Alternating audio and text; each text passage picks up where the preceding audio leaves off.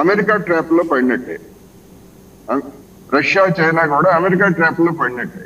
అమెరికాలో ట్రాప్ లో పడినంత అమాయకంగా ఇవాళ దేశాలు ఉన్నాయని నేనైతే అనుకోవట్లేదు. అందుకని డెఫినెట్ గా మన మురళీ మనోహర్ గారు చెప్పినట్టు అమెరికా వాడు మొత్తం అన్ని దేశాలని ఇంక్లూడింగ్ ఇండియాని గమనిస్తున్నాడు. 30 రోజుల పాటు గతంలో మీరు రష్యా నుంచి ఆయిల్ కొంటే మీ మీద చర్యలు తీసుకుంటామని చెప్పి పెట్టుకుంటున్నాడు. ఇప్పుడు మీరు ఒక 30 రోజులు టైం ఇస్తున్నాను మీరు కొనుక్కోండి అని చెప్తే అది మనకు అవమానమే కదా. అది కూడా మనకు అవమానమే ఖచ్చితంగా.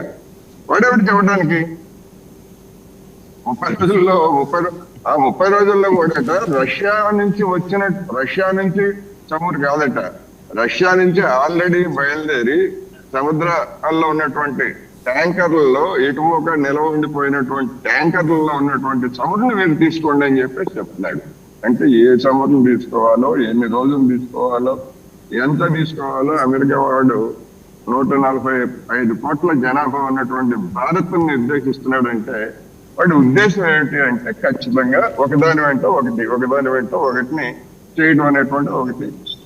ఢిల్లీలో జరుగుతున్నటువంటి రైజ్ అయిన సదస్సులు